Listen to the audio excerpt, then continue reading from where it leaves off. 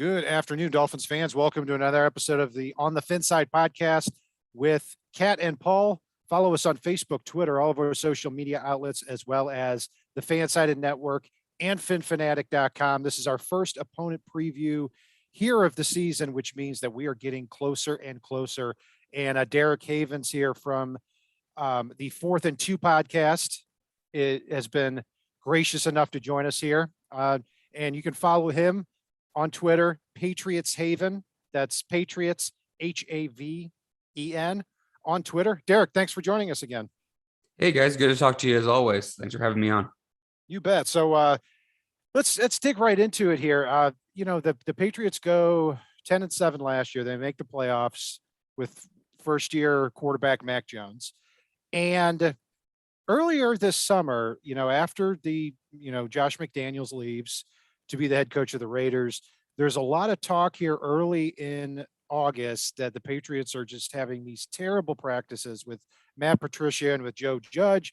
But it sounds like they've smoothed a lot of that out here, at least according to reports that have come along recently. What insight can you lend on that? And what do you think of the whole month of August here? Well, let's go back to how you started off, and that was, kind of how the season ended last year. The Patriots they started this year, their first 6 games, 2-4. Then they win 6 games in a row. They end 2-4, including that absolute just demolishing from the Bills handed to them to end that year, which just left it was a positive year with a rookie quarterback to make a playoff game, but just left a real sour taste in your mouth. Obviously, then we all know, the Dolphins are in a similar situation with Tua only a year in advance. You know how important it is for that second and third year for young quarterbacks in the NFL. And Josh McDaniels is one of the more talented coordinators on either side of the ball in the game. And to have him go was definitely a step back for the team, but something that could be, was expected at the same time. Bill brings in Matt Patricia and Joe Judge. Certainly, a lot of people disagree with the move. I certainly do. I do have questions about. I think that I can understand that even though they weren't successful head coaches, that you can still be good in roles. That's fair to say. But I just really am wondering how it's going to work out. The practices were not good in training camp. I was there for a couple of different sessions, so I could personally see it. And plus what we've all read from national and local people, there was a lot of dysfunction. And I think some of it was just dumbing down the offense, which I think needed to happen. And I think some of it was trying to install some RPOs, which I would say most offenses in the NFL are starting to get more comfortable with doing that because so many college offenses run that way and so many quarterbacks coming from college run that way.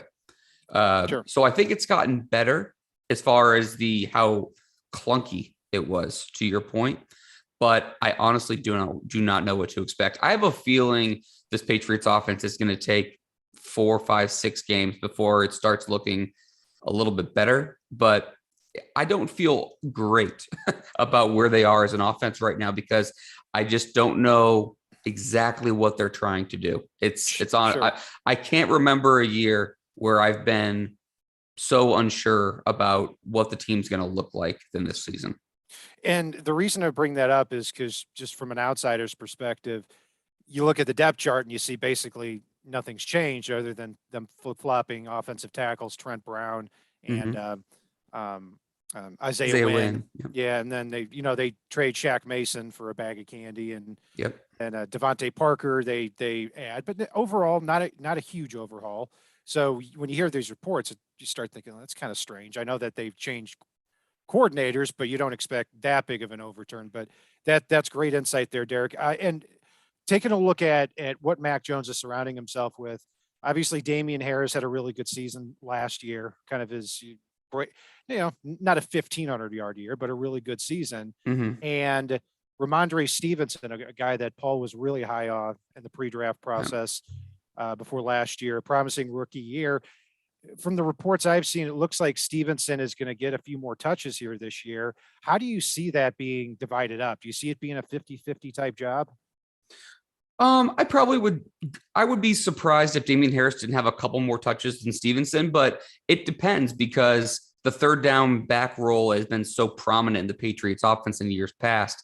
They brought in Ty Montgomery, who's kind of been just a guy that's kind of been a journeyman around the league, but he does have some good hands, can play receiver, can play running back, special teams. I'm kind of interested to see what he can do if he's going to be in the mix in the offense at all.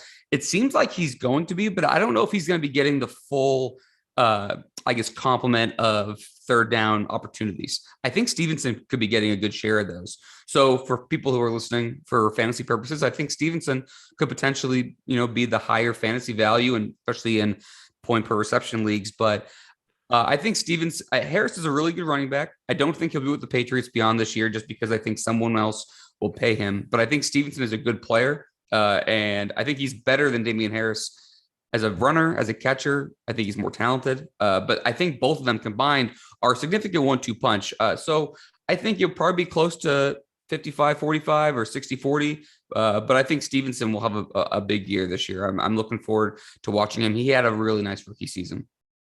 And at wide receiver, obviously, the Patriots trade with the Dolphins for Devontae Parker. They get Parker in a 5th rounder for the Dolphins' 3rd rounder, which was then taken from them because of the Steve Ross fiasco. Well, actually, that pick wasn't, but they lost a 3rd rounder in 2024.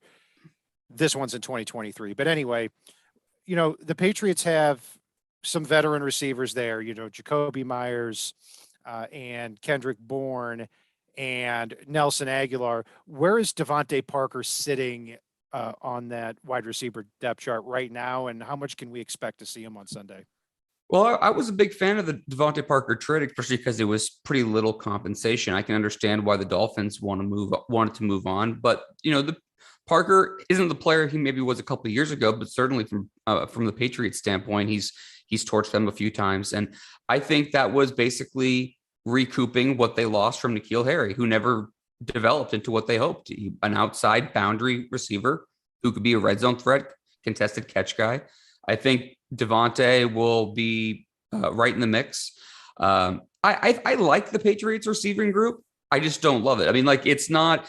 You look around the league and it's just there's never been more exciting, talented receivers in the NFL. You just don't. We've never seen the wave of talent like you see. I mean, Miami has 2 absolute just stars with elite athleticism. I think the Patriots have good players, but that they don't have that extra talent level that's going to necessarily make anyone lose sleep the night before a game from a defensive coordinator's perspective. But Parker, I think will have a good season. I think he'll be in the mix. I think Aguilar will be better in his 2nd year. I really like what Kendrick Bourne did last year. And Jacoby Myers isn't flashy, but he led the team in receptions last year, 83 catches.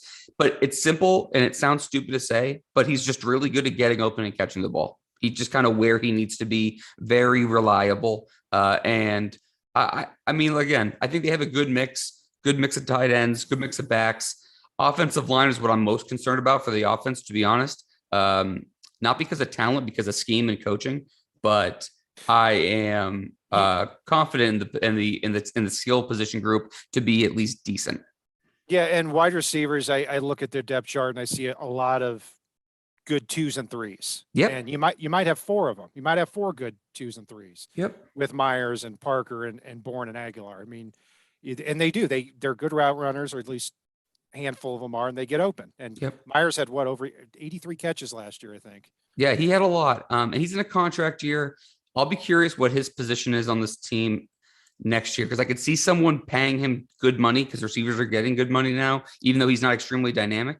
But I would like to keep him around, but he's never really going to be like someone who really scares the defense, like I said, but he's a really good quality NFL player. And I would be remiss if I didn't mention rookie receiver Tyquan Thornton from Baylor in a very impressive camp. He's really small. He's really, I should say, when I say small, he's really slight framed.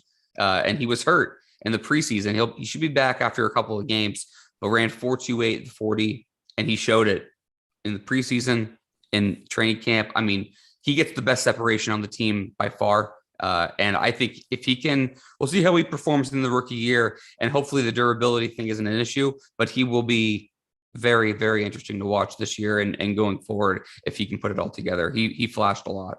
Yeah, and their first 2 draft picks this year, I don't have to tell you, were pretty big surprises. Yes. Cole Strange and Tyquan Thornton. Who would have, I Yes. mean, it doesn't mean anything other than where they were taken because, Thornton was taken over George Pickens, I believe. And Yeah. So the Patriots traded up from 55, I want to say, or 56 to 50, because right in that stretch there you had, and I didn't mean to cut you off, Brian. No, go for it. It was the Patriots jumped ahead of Pickens, and then some combination of Sky Moore to the Chiefs and Alec Pierce, the Cincinnati receiver, to the Colts.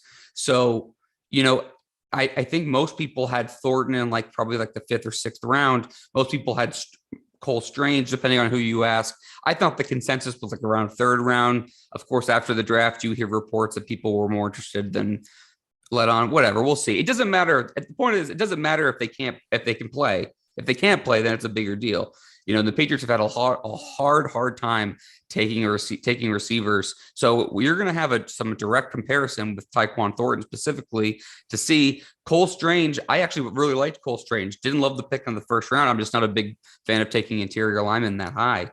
But I really, really interesting to go back and watch and see how that plays out.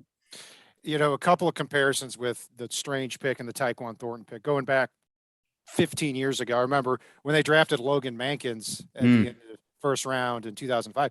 Mankins, it's revisionist history now, but he was not projected to go anywhere close to there in 2005. And wide receiver, and I'm not comparing Tyquan Thornton to these 3 guys, but it seems like Belichick has drafted those just plain fast receivers in the 2nd round in his career, like Bethel Johnson and Chad Jackson and those types of guys. But Thornton, right out of the gate, looked better than what any of those 3 receivers ever brought to the Patriots table. So that is a big loss because other than him, I'm struggling to find really somebody who challenges defenses vertically for the Patriots at receiver. I would like to see a situation where Tyquan Thornton and Aguilar are both pressing vertical, because I think that they both can do that. I think you could see some slot fades and things like that. Mac Jones can throw a nice, accurate deep ball. The questions I have with Mac Jones go to velocity more than anything, but I do think that they can press vertical, and I think they will do that a little bit more this year. I think last year the training wheels were on almost to a fault. I thought I understood why they did it for the majority of the year, but I thought towards the end of the year they really needed to let him open it up a little bit more. I can understand why they want to do some kind of wide zone runs or some running plays like the Mike McDaniel offense will install for Miami and like Kyle Shanahan. I can understand why they want to do that because it helps with stressing defenses. It also was something that Mac ran at Alabama, and getting more play action passes is important. Mac Jones at Alabama his senior year was 23 touchdowns, 0 interceptions off play action passes. So I want to see him. I think he can be a little bit more threatening than he looked last year. My biggest question with him is, can he improve the velocity of his throws? That is, to me, my only real question with him. There's a lot of things I like about him, but I do have, he's never going to have the Josh Allen, Justin Herbert, Patrick Mahomes arm, but he has a good enough arm, but the ball just needs to get there a little bit quicker. He's been working with Tom House, the quarterback coach. I think he's done a good job kind of being in the weight room, and it might take 2 years or so. But as you and I talked yesterday on my podcast, you have such a quick window to decide on the quarterbacks for NFL teams. And you guys are in that situation with Tua. It's 3 years. Are you going to extend them? Are you going to pick up the 5th-year contract? Are you going to go back into the draft? And now it's with the money being what it is. I mean, you're handing a guy $250 million after 3 years. I mean, it's it's a lot of pressure. It's kind of a make or break year, in my opinion, for Tua, who I think has some similar questions to Mac. But I do like Tua, and I think that he's in a great position. But it is interesting, even though I think the Patriots and Dolphins are in slightly different spots. With the Dolphins, I think having a better 1-53, I do think from a quarterback standpoint, they are in similar situations because even though Tua is a year ahead, because of the injuries, they've played a close to amount of games. And I think it's a really big year for Tua to kind of show what he can do, or maybe the Dolphins look into the draft next year. Well, yeah. And I was going to say everything you've said over the last couple of minutes with Mac Jones. We don't have to get into who's better or going to be better. We could talk in circles about that for hours. But everything you could substitute Tua's name for Mac Jones's name, and it would replicate everything you've said over the last. Their numbers are very similar. Yeah, I mean, and Mac Jones was a rookie last year, and Tua was a second year player. But another thing too, just going back to what you said and something we touched upon on your podcast yesterday when I was on the 4th and 2 Patriots podcast, there is, I would maybe say it's not a make or break year for Mac Jones or Tua if they were in the NFC. In the AFC here, I mean, you take a look at these quarterbacks here. I mean, you've got Mahomes, Herbert, Burrow, Deshaun Watson when he comes back, Derek Carr, Russell Wilson. I mean, you get down to Tua and Mac Jones, and if they don't take that next step up, we could be talking about the 9th, 10th, 11th best quarterback in the AFC. If they don't take that next step up, it's not because they're bad quarterbacks, but because just everybody else in the AFC is so good. Yeah. And my thing I've been kind of focusing on lately is, all right, in your conference, 1 to 16, in my opinion, if you have closer to the 1 as far as a ranking quarterback goes, I think the higher you are to 1, the more what I call roster forgiveness you have, if that makes sense. Like if you are 1 and you have whatever, Josh Allen, whoever you want to rank as the number 1 quarterback in the league or in the conference, you can have more holes that he can kind of cover up for, versus where if you're the 16th ranked quarterback, your roster needs to be that much better. And that's where I feel like my biggest questions are for Mac and for Tua. Like, again, they're still young, so we'll see how they develop. But I have a hard time ever putting Mac, in my mind, ever going to be a top 8 quarterback, because I just don't think he's that physically talented versus some of the other guys in the conference or the league right now.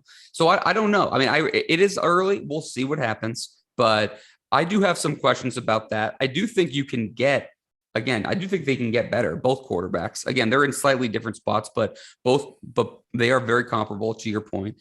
I'm just curious to see how they grow. I really don't like the changes that have been around Mac this season, but I'm curious to see kind of how that goes. But for Tua, having the tight end weapons, the receiver weapons, I think improved offensive line, we'll see how much it's improved, but a favorable running game after a running game that really struggled, and I really liked Brian Flores a lot, but I also think that Mike McDaniel could be really beneficial to Tua. And I feel like I don't hear this a lot, where people are talking about how good Josh McDaniels was for Mac. I mean, I don't know if Mike McDaniel can lead the room and can be a head coach, but he's been in a lot of successful offenses, been a part of that success. And could him being there really influence Tua in a positive way? I think that shouldn't be overlooked at all, because go ahead. That's really the plan. Is Brian Flores was a defensive coach. He was a disciplinarian, and that he and Tua didn't obviously jive well. You didn't see the confidence from Tua, and he's somebody who has to rely and live on confidence. And Mike McDaniels, with McDaniel and his personality, I mean, everything is about confidence. And what encourages me and a lot of Dolphins fans on McDaniel is that in his previous stop, you have players like Kyle Juszczyk and Deebo Samuel and George Kittle who are going out of their way unprovoked, gushing about this guy. Which is encouraging, but personality-wise, yeah, he's not Brian Flores. There's no doubt about that, and that's okay. I'm not saying you have to have one or the other. I was just kind of pointing out the offensive mindedness versus the defensive mindedness, right? And like you said, Flores, the disciplinarian, it's like he's kind of like a hard head, badass kind of dude, and that might not jive well with Tua. Certainly with the GM. I'm sorry for Miami. I'm blanking. Chris Greer.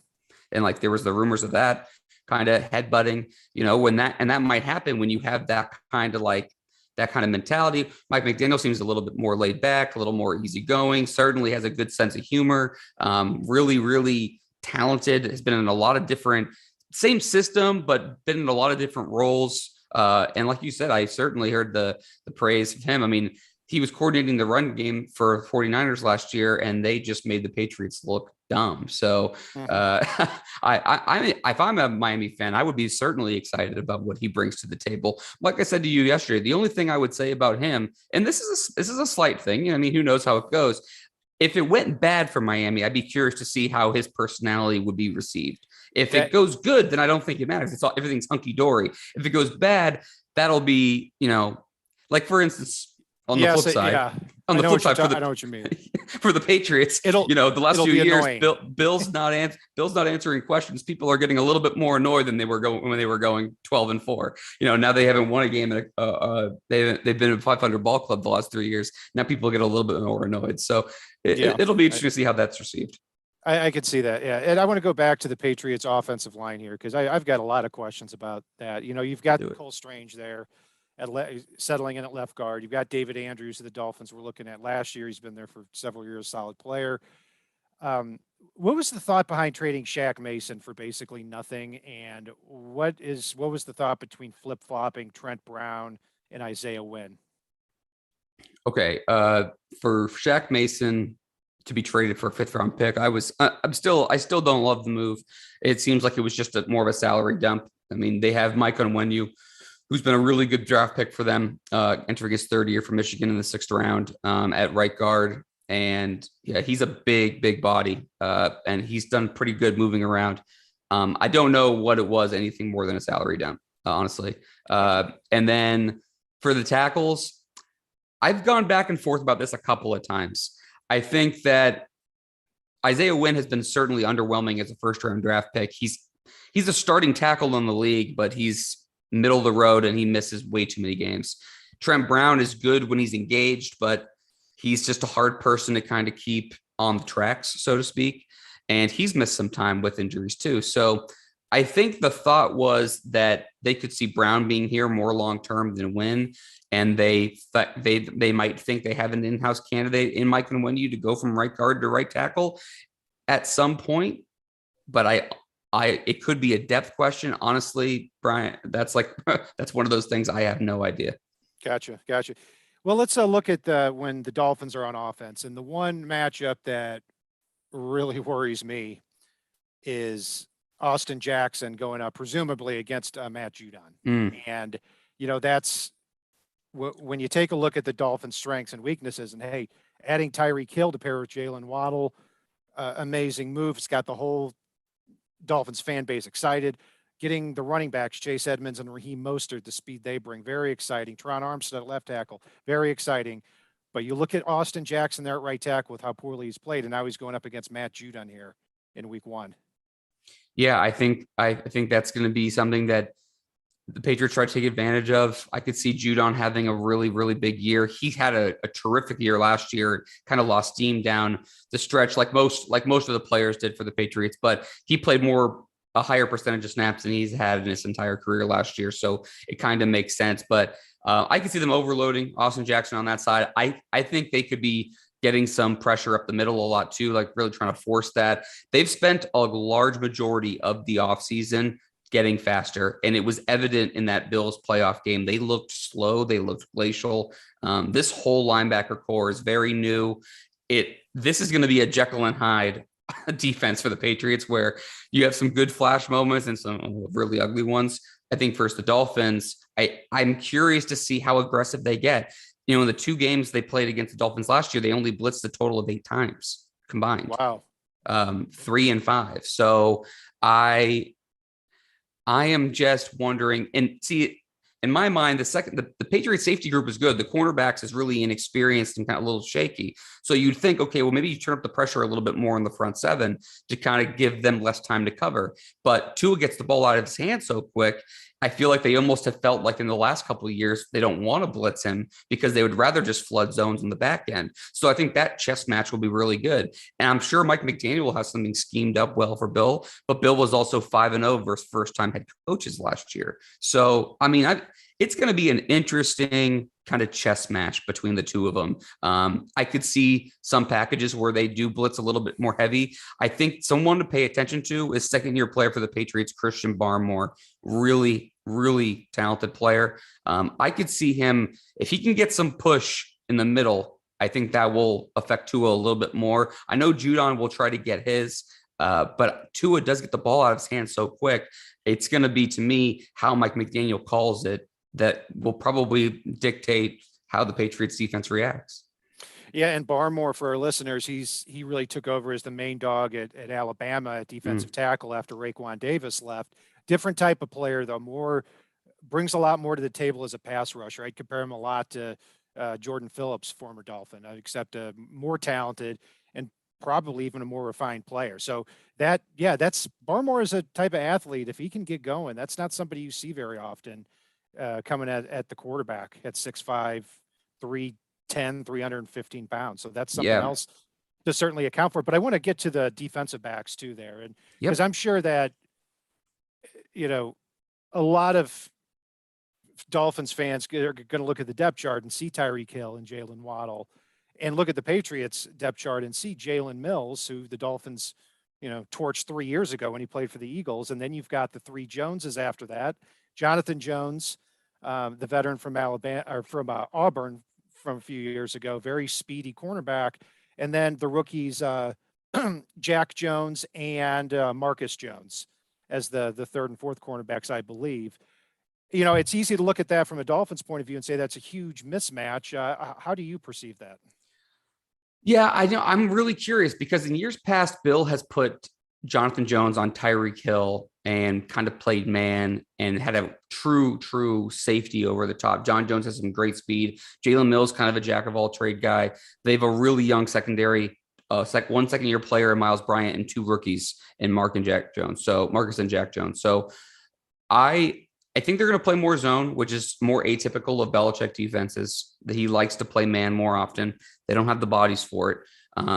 I think they're going to use a lot of three safety sets. I could see them using someone like Kyle Duggar a lot on like Gesicki and keeping McCourty back and kind of moving Adrian Phillips around depending on it. But I'm really interested to see how the young cornerbacks do. Again, going back to the Jekyll and Hyde thing I mentioned.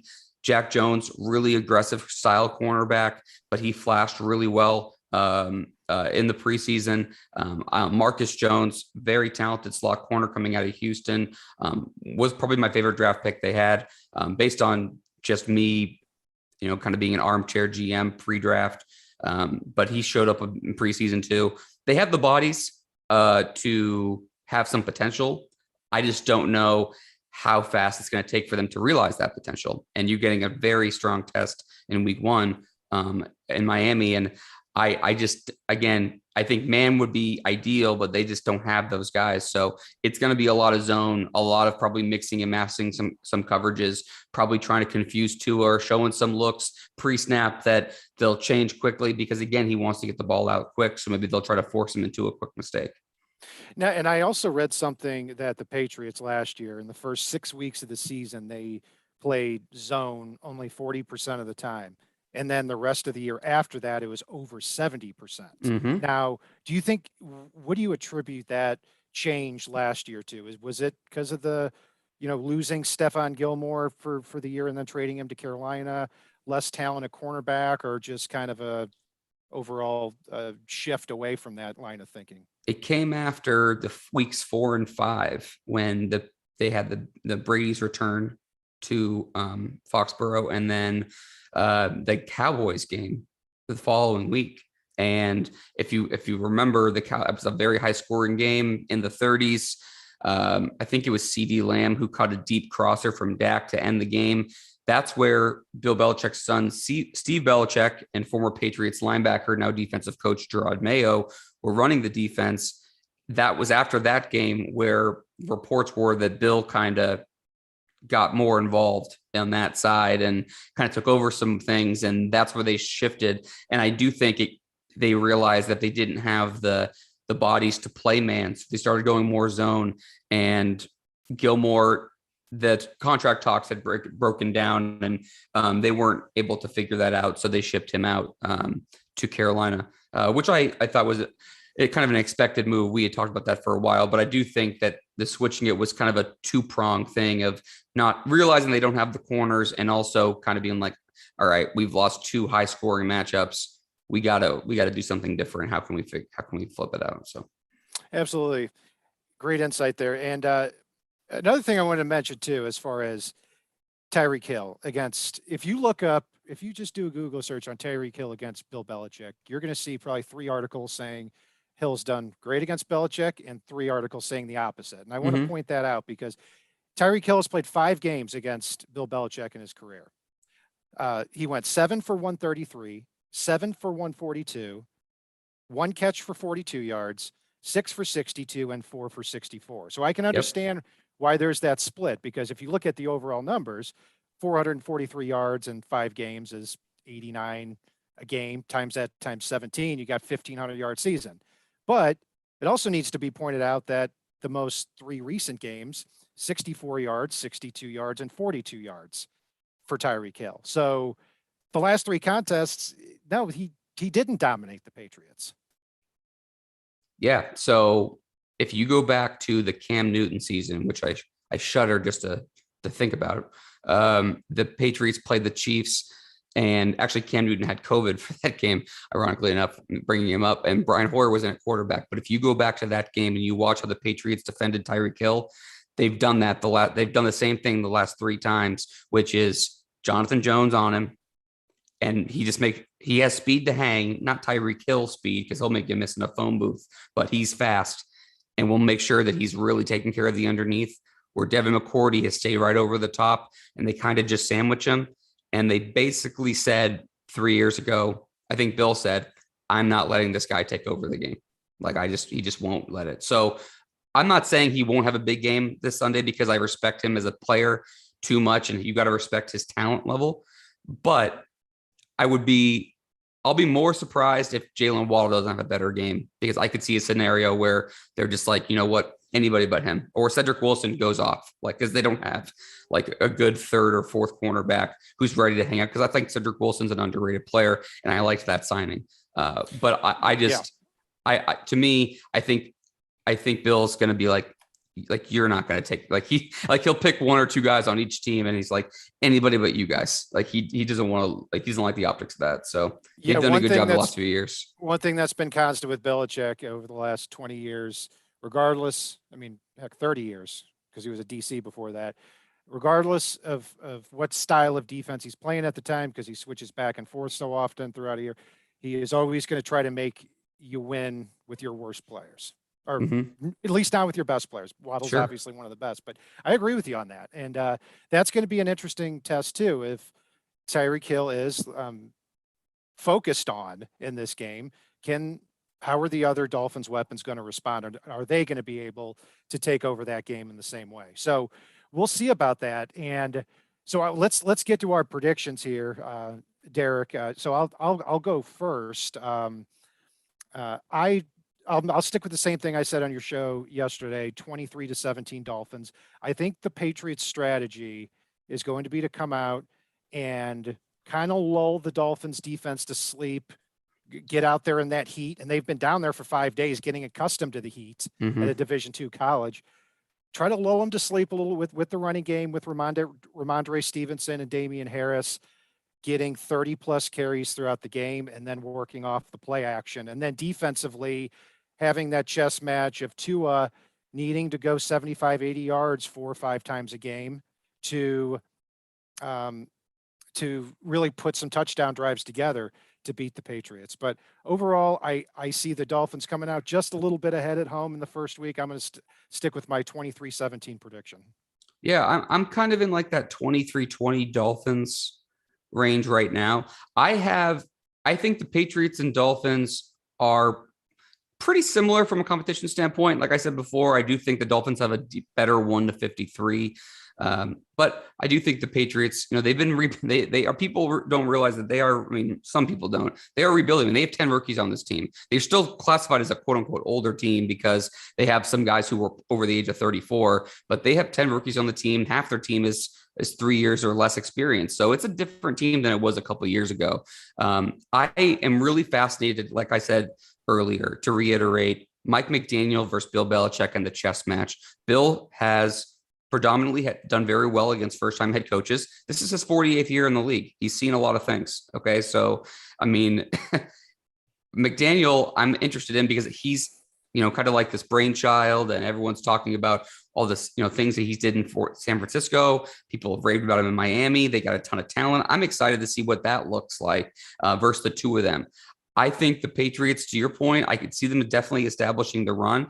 I will be surprised if they don't take a deep shot or two early. I think they are going to try to kind of open things up. Last year, they were so check down Charlie and so run game oriented that defenses had no stress because they were like, everything's happening within the first 10 yards. I think they want to change that this year. So I'll be surprised if they don't take a shot or two early just to open things up, loosen things up a little bit. Ultimately, I just think there's just a lot of changes going on with the offense right now, and their defense is pretty young. So I just trust the Dolphins more in this spot specifically.